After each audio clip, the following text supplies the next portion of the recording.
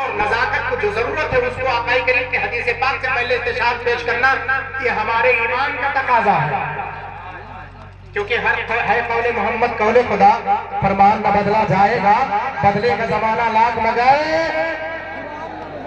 आधा में आधा आपको पढ़ना है, क्योंकि मेहमानों को कैसे सुनेंगे मैं अंदाज में आया, जांचने आया हूं, मैं परखने आया।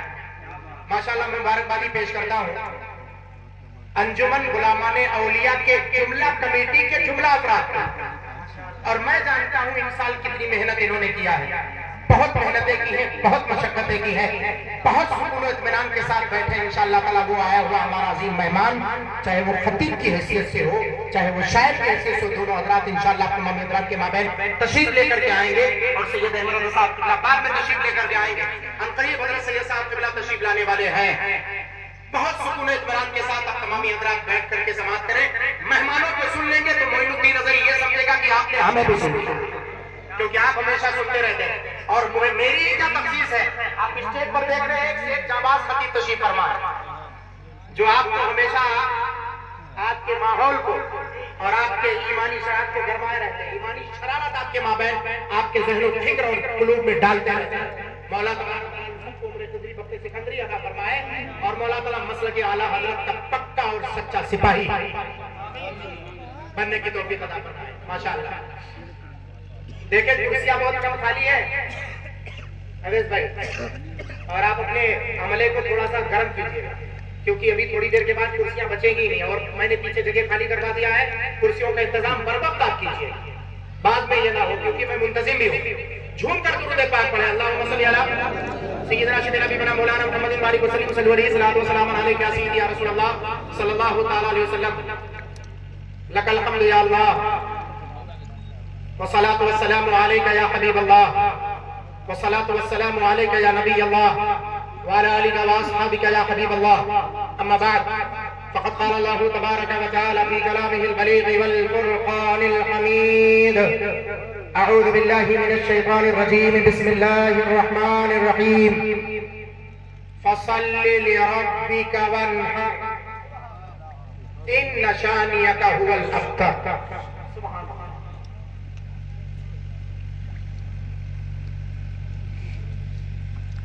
वक़ाल नबी सल्लल्लाहु अलैहि वसल्लम अन आयशा रज़ियल्लाहु तआला अन्हा क़ालत क़ाल नबी सल्लल्लाहु अलैहि वसल्लम मा मिन अमल इब्न आदम यौम अन-नहर अहब्बु इलल्लाहि तबारक व तआला मिन इहराक़ अद-दम व इन्नहु लयाति यौम अल-क़ियामति बिक़ुरूनिहा व अशआरिहा व अदलाफिहा व इन्न अद-दम लयक़उ मक़ामिन मिन क़बूलिन क़ब्ल अन यक़अ अलल क़ब्र। सदक़ल्लाहुल मौलाना अज़ीम व सदक़ रसूलुहुन नबियुल अमीनुल मकीनुल मतीनुल करीम व नहनु अला ज़ालिका मिनश शाहिदीन व शाकिरीन वल्हम्दुलिल्लाहि रब्बिल आलमीन। फिर से झूमकर दुरूद पाक पढ़ें। अल्लाहुम्मा सल्ली अला सय्यिदना नबीना मौलाना मुहम्मदिन व आलिहि वसल्लम सल्लल्लाहु अलैहि वसल्लम अलैका या सय्यदी या रसूलल्लाह व सल्लम अलैका या सय्यदी या हबीबल्लाह व सल्लम अलैका या सय्यदी या हबीबल्लाह सल्लल्लाहु तआला अलैहि वसल्लम। खुतबे उतरला सैयदना शाहजानी शाह रहमतुल्लाह अलैह की जात से लेकर शाह वली मोहम्मद शाह रहमतुल्लाह अलैह, शाह सरकार आसिफ सरकार चांद शाह रहमतुल्लाह अलैह से लेकर सैयदी गरीबुल्लाह शाह यमनी रहमतुल्लाह अलैह के प्यारे अक़दस तक नहीं हज़रत सैयद चिन्नू शाह रहमतुल्लाह अलैह दीगर औलिया किराम पूरे उतरला। आप यकीनन सबके उर्स को मनाते हैं और खुश तबई के साथ मनाते हैं। अक्सर जलसे होते रहते हैं, दूर दराज से उलमा और शोरा को आप दावत देते हैं, तशरीफ लेकर के आते हैं। हर जलसे को एक मकसद के तहत बनाइए। ये अल्लाह के वलियों का जो फैजान है वो फैजान यूं ही जारी नहीं होता। जब तक आप किसी मकसद के तहत नहीं चलेंगे तब तक आपका कोई भी काम, आपका कोई मकसद, आपका कोई प्लान सीधा डायरेक्ट जाकर निशाने पर, हदफ पर नहीं लगेगा। पहले आप अपना हदफ बनाओ कि आपको करना क्या है, आप अपना टारगेट बनाओ कि आपको करना क्या है। सिर्फ जलसा सुन लेना कमाल नहीं है। तकरीरें आज हजारों सुनते रहते हैं, मिलादे मुस्तफा सल्लल्लाहु अलैहि वसल्लम से लेकर जुमा के मिंबर तक हजारों तकरीरें आप सुनते रहते हैं, और आप तो शहर उतरौला में रहते हैं। तकरीर तो आपके लिए खेल है। मैं बंगाल वगैरह में जब जाता हूं तो मैं देखता हूं उधर एक आलिम दीन खुतबा जाते हैं तो ऐसा लगता है कि उनके सामने कोई तीर आ गया, इतनी खिदमत करते हैं। और हमारे यहाँ इतनी तकरीरें हो चुकी, इतने उलमा मौजूद हैं, बड़े तैयार नहीं होता, ऐसा लगता है सबसे बड़े अल्लामा यही है। ऐसा होता है कि नहीं होता है? आपके जिंदगी के एक लम्हे को एक कातिब है जो लिखता है आप करते क्या है सुबह से शाम तक, आप करते क्या है। एक कातिब है, कातिब तकदीर जिसे कहते हैं, वो आपके कमियों को, आपके तमाम कैफियत को लिखता रहता है कि आप करते क्या है। आपके जिंदगी का एक एक अमल अल्लाह के नजदीक अल्लाह तबारक व तआला ने मुतय्यन कर रखा फरिश्ते को, वो लिखता है। कभी भी आपकी जिंदगी में ना हो सके, आपकी जिंदगी में कभी यह ना हो पाए कि आपने किसी आलिम दीन की बेहुरमती की हो, आपने किसी अपने इमाम को तेवर दिखाया, आपने किसी हाफिज कुरान को अपना लहजा बताया। ये आपको हक हासिल नहीं है हकीकत के दहलीज पर। फिर आप सोचेंगे, कहेंगे मैं ऐसा नहीं कि सिर्फ आपको कहने जा रहा हूं, मैं अपने उलमा अहले सुन्नत की पूरी ग्रुप से मैं मुल्तमिस हुई कि आप आवाम के मामैन ऐसे रहिए कि आवाम आपको अपना मुक्तदा और अपना रहबर समझे, नमूने अमल है आप इस कौम के खातिर। इस अंदाज में आप लोगों के सामने पेश आए, आपका हर फेल सुन्नत मुस्तफा के मुताबिक हो। वो सैयदना इमाम आजम सरकार का दौर याद है। इमाम आजम सरकार, आप जानते हैं इमाम आजम किसे कहते हैं? आला हजरत सरकार को जितना आप जानते हैं शायद इमाम आजम सरकार को आप उतना जानते हैं। लेकिन बस एक बात मैं बता दूं, आला हजरत सरकार भी उसी इमाम आजम सरकार के मुत्तबे होकर हनफी कहलाते हैं। ये हकीकत है। वो इमाम आजम सरकार कितने बड़े बावरा थे। एक मर्तबा निकल रहे थे बाजार से, तो किसी ने कहा देखो वो हाफिज अबू हनीफा जा रहा है। हाफिज कह दिया था, और हाफिज का माना हाफिजुल कुरान लिया। इमाम आजम सरकार पलटे और अपने घर पे तशरीफ लाए। उस वक्त आप अपने घर से ना निकले जब तक कुरान पाक को अपने सीने में नहीं बसा दिया। 30 साल तक मुसलसल अल्लाह के कलामे मजीद को मस्जिद में खड़े होकर, वो भी कूफा के मस्जिद में खड़े होकर 30 साल तक मस्जिद में खड़े होकर एक रकत में मुकम्मल कुरान पाक खत्म करने वाले जात का नाम कोई और नहीं, सैयदना इमाम आजम अबू हनीफा।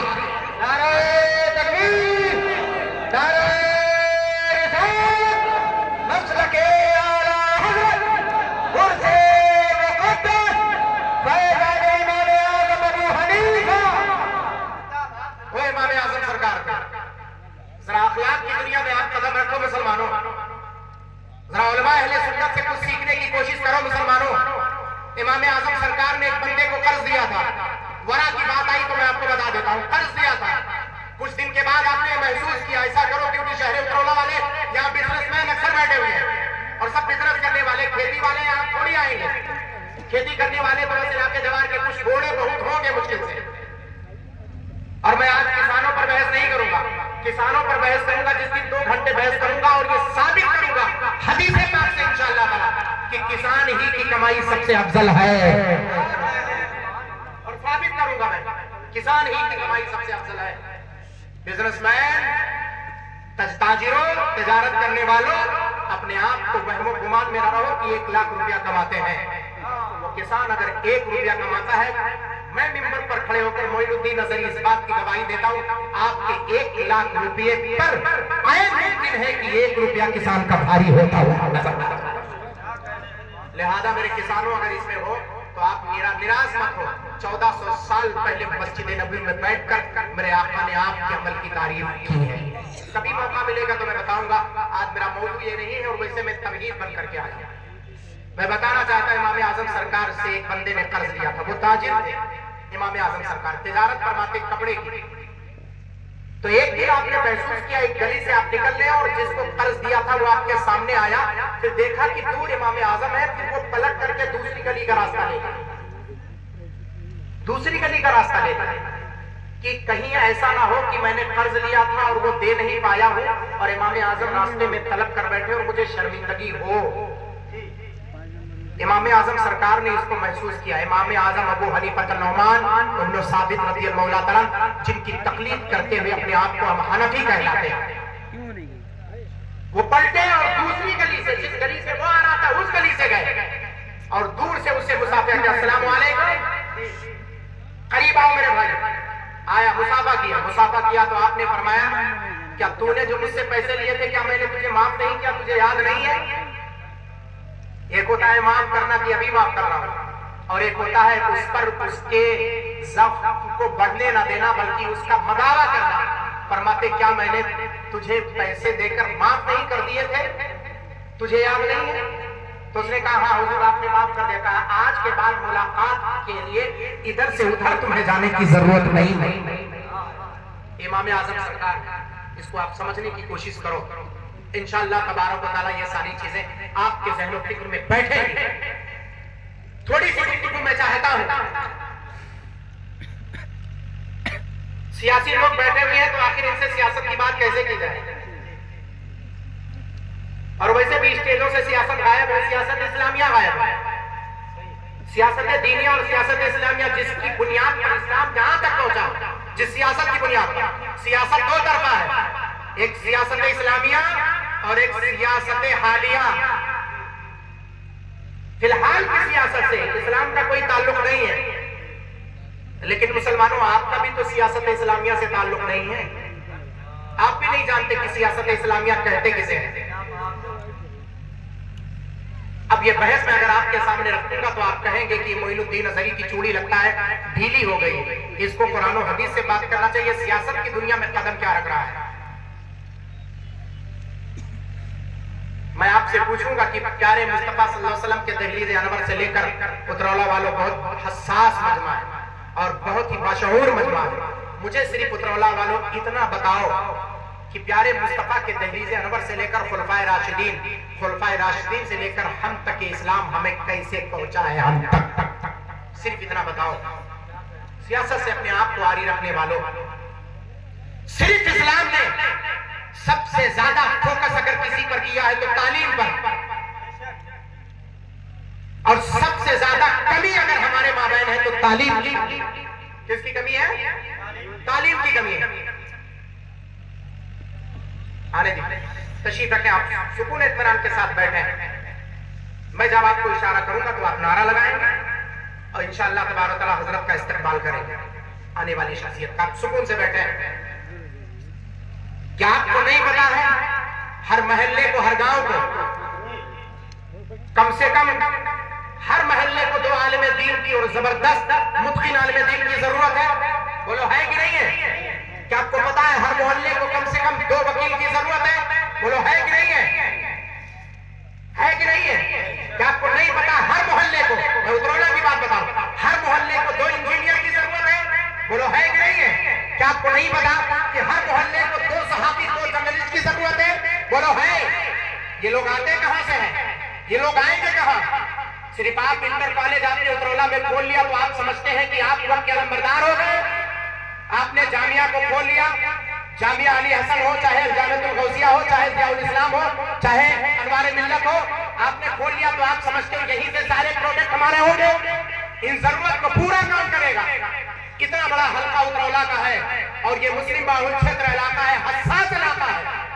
कौन नहीं जानता कि अल्लाह ताला ने इस इलाके को इतना नवाजा है कि चाहे तो 2-3 साल में ये यूनिवर्सिटी को खड़ा कर सकते हैं। आपके पास जरूरत है यूनिवर्सिटी की, और इस्लामी यूनिवर्सिटी की जरूरत है, जिससे सिर्फ आलिम दीन नहीं बल्कि मुफ्ती आलिम दीन बनकर निकले दुनिया उसे डॉक्टर अल्लामा फराज।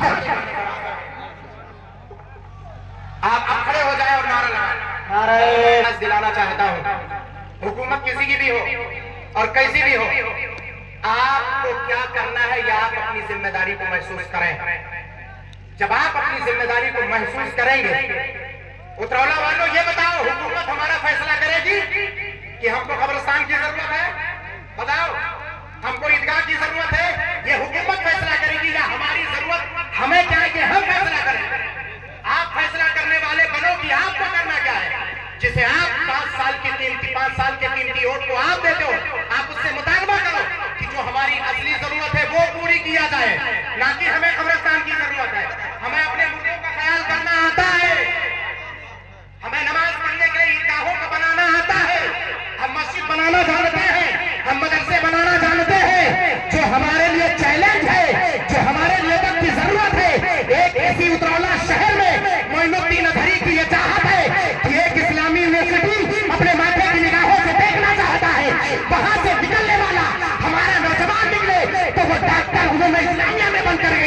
वो फलसफा में डॉक्टर करे, इल्मे तफसीर में डॉक्टरियत करे, इल्मे हदीस में डॉक्टर करे, जब वो निकलेगा तो पूरे कौम का वो रहबर बनता हुआ नजर आएगा।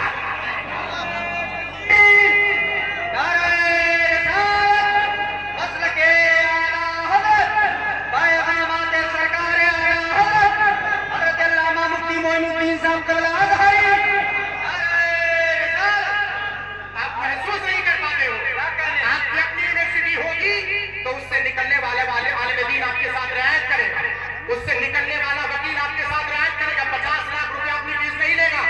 सुन लो, ये बड़े बड़े वकील 50-50 लाख तक अपनी फीस लेते हैं। क्यों लेते हैं? क्योंकि उन्होंने पढ़ाई में खर्च किया है, उनका अपना प्रोटोकॉल है, अपना उनका फंड है, उनका अपना मनहज है, वो आपसे लेते हैं। लेकिन आपकी यूनिवर्सिटी से निकलने वाला वकील, आपकी यूनिवर्सिटी से निकलने वाला जर्नलिस्ट, वो आपकी बातें करेगा। आपकी यूनिवर्सिटी से निकलने वाला कोई भी डॉक्टर होगा, वो आपका ऑपरेशन, आपका सही अंदाज में करेगा। सिर्फ आपके जेब पर उसकी निगाह नहीं होगी, बल्कि उम्मत के फलाह बहबूदी पर उसकी निगाह होगी। ये चीजें हमें क्यों समझ में नहीं आती? इन चीजों को समझो, वक्त के नजाकत को। आप अपना स्टैंड अपने आप को खड़ा करो, अपने पैर को मजबूत करो। जिस दिन आप मजबूत होगे, आपकी मजबूती हम सबकी मजबूत। आप हमारे कौम के मुस्तकबिल हो, इस बारे में सोचो। उतरौला के नौजवानों, इस बहुत ही हसास मैटर मैंने आपके सामने रखा। मैं सोच रहा था कि कुर्बानी के मौके पर कुछ आपके सामने रखूं, लेकिन नहीं, मैं मेजबान हूं। देखेंगे मेरे पाक पर प्यारे मुस्तफा सल्लल्लाहु अलैहि वसल्लम की प्यारी निस्बत, मैदान निजामत का वो अजीम शहसवार, खतीब अहले सुन्नत, खतीबुल हिंद, फजीलतुल अल्लामा हजरत अल्लामा सैयद शबाहत हुसैन साहब का मुरादाबादी तशरीफ फरमा है। अब पाक के चंद अशार होंगे और सैयद साहब किबला होंगे। आप तमाम सुकून इत्मीनान के साथ बैठे। मैंने कमेटी वालों से कहा था कि आप बाबू कमेटी वाले, आप कुर्सी का इंतजाम करो। देखो कुर्सियां भर चुकी है, अभी और लोग आएंगे। हाँ, इंतजाम करिए, बिल्कुल सुकून इत्मीनान के साथ आप बैठिए। और जितने लोग दाएं बाएं इधर उधर बैठे, सब आकर मजमे में बैठे और आप तमाम हजरात तक नहीं समाप्त करें। मौला तबारक के बार जाकर हमें दुआ है कि मौला इन सारी बातों को हमें अमल की तौफीक अता फरमाए। इंशाअल्लाह फिर कभी मौका मिलेगा तो बयान किया जाएगा। अल्लाह ताला का फजल है कि आप बहुत सुकून से बैठे हैं, मुझे बहुत खुशी हासिल हो रही। सैयदी गरीबुल्लाह शाह यमनी रहमतुल्लाह अलैह के फैजानुल अमान को लेते हुए इंशाअल्लाह आप आखिरी वक्त तक तशरीफ रखेंगे। ये हमारी और आपकी जिम्मेदारी है। अल्लाह ताला हम सबको सुनने की और उसके बाद अमल करने की तौफीक अता फरमाए। बोलने में किसी किस्म की गलती जानबूझ कर भूल से माफ फरमा। अस्तगफिरुल्लाह रब्बी मिन कुल्लि ज़ंबिन व अतूबु इलैह। अस्सलामु अलैकुम व रहमतुल्लाहि व बरकातहू।